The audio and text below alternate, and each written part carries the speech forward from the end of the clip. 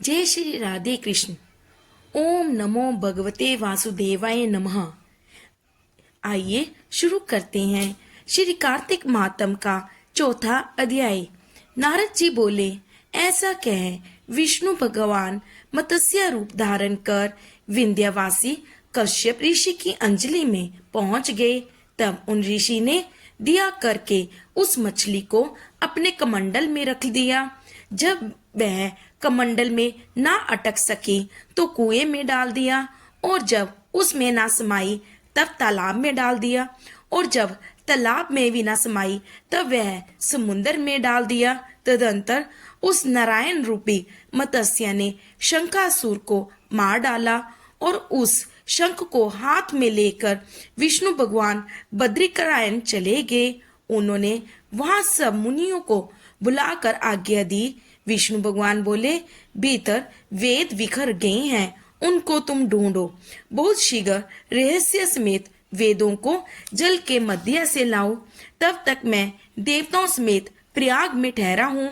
नारद बोले, तदंतर तपोबल युक्त सब मुनीश्वरों द्वारा बीज और यज्ञ मंत्रों सहित सब वेद निकाले गए। उसमें जितना जिसने पाया उतना उसके नाम से प्रसिद्ध हुआ। हे राजन, तब से उस भाग का वही ऋषि हुआ। इसके बाद सब मुनीश्वर प्रयाग गए और पाए वेदों को विधाता सहित जो श्री हरि विष्णु भगवान है उनको दिया। संपूर्ण वेदों को पाकर ब्रह्मा ने आनंद युक्त हो ऋषि गणों के साथ अश्वमेघ यज्ञ किया। यज्ञ के अंत में देवता, गंधर्व, यक्ष, सर्प और गु ये सब भूमि में दंडवत प्रणाम कर प्रार्थना करने लगे। देवता बोले, हे देवों के देव स्वामी, हमारी प्रार्थना सुनिए। यह हमारे आनंद का समय है, आप वर देने वाले हो। इन ब्रह्मा ने नष्ट हुए वेदों को इस स्थान में फिर से पाया है, और हे भगवान, हमने आपके प्रसाद से यज्ञ के भाग पाए हैं। इससे हे महाराज, आपके प्रसाद से यह स्थान अर्थात प्रयाग पृथ्वी में अति श्रेष्ठ पुण्य को बढ़ाने वाला और भक्ति मुक्ति को देने वाला माना जाए। यह काल भी महापवित्र, ब्रह्म हत्या आदि को निवृत्त करने वाला और दान को अक्षय करने वाला हो।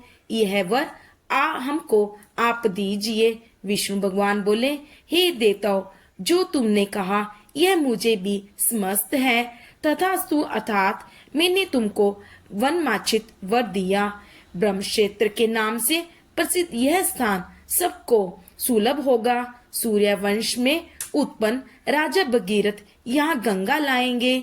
यह गंगा जहाँ सूर्य की कन्या कालिंदी अर्थात यमुना जी से संयोग को प्राप्त होगी। यहाँ ब्रह्म आदि तुम सब देवता मेरे पास वास करो। यह तीर्थ राज नाम से प्रसिद्ध होगा। इस क्षेत्र में किया हुआ दान, तप, व्रत, होम, जप और पूजा आदि क्रियाएं अनंत फल देने वाली और मेरी समीपता प्रदान करने वाली होंगी।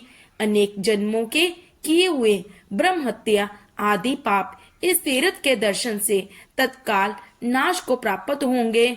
जो धीर मनुष्य मेरी सानिध्य अर्थात मेरे समीप देह छोड़ेंगे तो फिर नहीं जन्म लेने वाले वे मनुष्य मेरे शरीर में प्रवेश करके अर्थात मुक्ति पावेंगे। जो यहाँ अपने पितरों के निमित्त श्राद्ध करेंगे उनके सब पितरगण मेरी स्वरूपता को प्राप्त होंगे। यह समय भी मनुष्य को महापुण्य का फल देने वाला होगा, और मकर के सूर्य आने पर स्नान करने वाले पुरुष के पापों का नाश करेगा। माघ मास में मकर के सूर्य आने पर प्रातः काल स्नान करने वाले मनुष्यों के दर्शन से ही पाप ऐसे दूर हो जाएंगे जैसे सूर्य से अंधकार दूर हो जाता है। माघ में मकर के सूर्य आने पर स्नान करने वालों को मेरे सालोक्य, सामीप्य और सारूप्य ये तीनों प्रकार की मुक्ति कर्म में देता हूँ। हे मनीश्वरों, तुम सब मेरा वचन सुनो। सर्वव्यापी मैं वद्री वन में सदा रहता हूँ और स्थानों में 100 वर्ष जब करने से जो फल प्राप्त होता है वह तुम्हें वहां एक दिन में सदा प्राप्त होगा। जो श्रेष्ठ उस स्थान का दर्शन करते हैं वे जीवन मुक्त हैं और कभी उनसे पाप नहीं रहता। सूत जी बोले, देवों के देव श्री भगवान देवताओं से ऐसे कहकर ब्रह्मा समेत वहीं अंतर ध्यान हो गए और इंद्र आदि सब देवता भी अपने अंशों से वहां स्थित होकर अंतर ध्यान हो गए।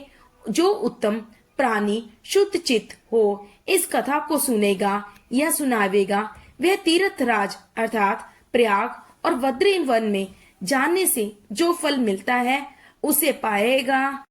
इस प्रकार से कार्तिक महात्म का चौथा अध्याय समाप्त हुआ। बोलो भगवान श्री हरि विष्णु की जय, माता लक्ष्मी की जय, कार्तिक महात्म की जय। कल हम सुनेंगे कार्तिक महात्म का 5वां अध्याय। धन्यवाद। प्लीज इस वीडियो को लाइक, शेयर एंड सब्सक्राइब करें।